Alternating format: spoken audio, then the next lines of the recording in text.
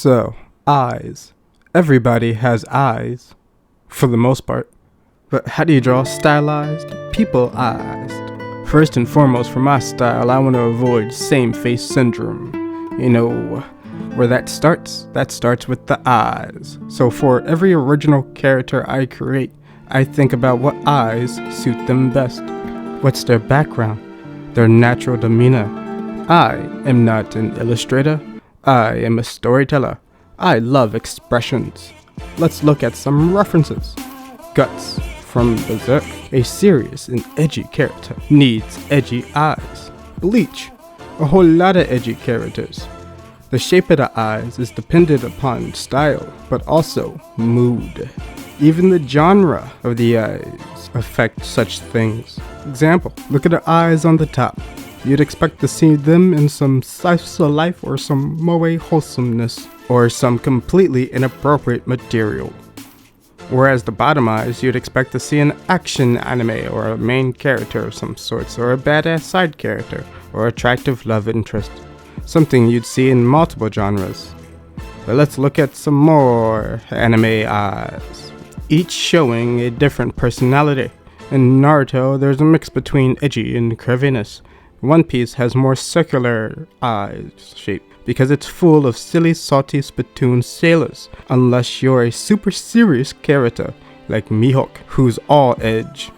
And in Western comics, we like to emphasize on the upper eyelash and treat some of them as a whole. The upper eyelid and lash, and I think the upper eyelash is the most important part. They're both pretty important in showing emotion, but one is more prominent than the other. This applies to mostly cartoony styles and then to anime and manga. Then it gets a little bit more complex into semi-realism all the way down to hyper-realism. But I'm not talking about specific styles, that's for you to choose. And this is why I say your eyes must suit not only your style, but also your character. Now look at some more references to confirm my words, starting with popular YouTube artists. Look at them, thick upper eyelash, sharp edges. And what I'm talking about mainly is line art right now, because I'm still scared of color. Now, let's reference my early baby poo-poo doodles. Even as a straight newbie artist, I considered the eyes and features to be dependent and specific to each and every character.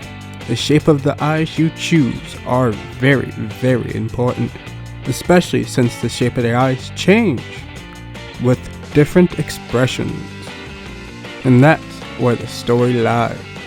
And that's my small issue with expressionless art. Yeah, it looks nice, but it invokes no emotion, no story I can draw. And I love story. For example, look at these eyes.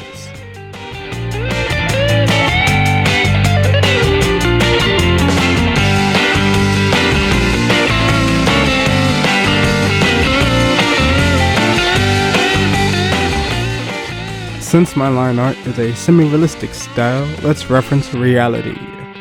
Because one's genetics play a part too. None of us have the same shape of eyes, down to the specifics.